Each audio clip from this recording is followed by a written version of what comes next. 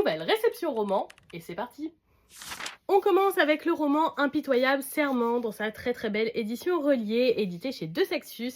Il s'agit de la suite et fin de Divine Rivalité. J'ai eu un énorme coup de cœur pour le premier volume et j'avais très hâte de lire ce second. Je l'ai eu en cadeau dans un Secret Santa qu'on a fait avec des amis et j'ai trop hâte de le lire. Je le trouve encore plus beau que le premier dans ses belles nuances de rouge et j'espère tout autant adorer que le premier tome. En service de presse de la part de Lumen, j'ai reçu le 5e volume des Carnets de l'apothicaire. Le tome précédent nous introduisait un nouvel arc, était encore un petit peu trop introductif pour nous plonger vraiment dedans. Je suis donc curieuse de lire ce tome qui promet d'être plus palpitant et je suis très curieuse de découvrir la suite autour d'une de nos concubines. Flighty Missa, que je suis sur Instagram, est en plein vidage de son énorme pile à lire et j'en ai profité pour passer quelques achats dans des titres qu'elle ne souhaitait pas garder.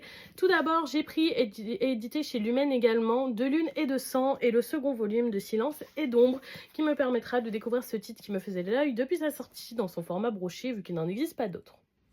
Je lui ai également pris édité chez Rajo, je sais jamais si je dis comme il faut, 6 couronnes écarlates et sa suite La princesse du dragon, une duologie qui me tentait beaucoup, voilà, avec des jaspages que je trouve franchement pas dingue, mais j'aime mieux les éditions reliées parce que je les abîme beaucoup moins.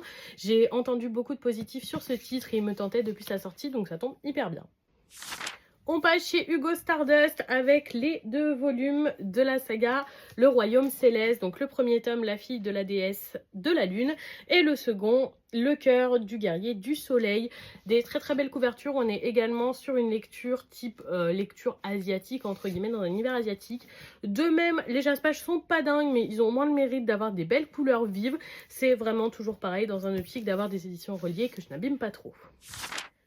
De chez Michel Lafon, je lui ai ensuite pris les 3 tomes en édition reliée de la série Insaisissable, donc Shatter Me qui est comme ça le tome bleu, vraiment les jaspages sont très chouettes, j'aime beaucoup, ils sont simples mais très beaux. Le premier tome Shatter Me, le second tome Unravel Me et le 3e tome Ignite Me, donc voilà, ce qui fait que j'ai la série au complet et c'était vraiment une bonne affaire, elle me les fait à moitié prix du neuf, donc autant en profiter. Et voilà pour ces achats romans d'occasion et cadeaux et services presse d'ailleurs. Dites-moi si vous avez lu ces titres et ce que vous en avez pensé. En tout cas, je continue de remplir ma pile à lire bien plus vite que je la descends. J'espère pouvoir accélérer un petit peu mes lectures bientôt. En attendant, je vous souhaite une bonne soirée et je fais des bisous tout le monde.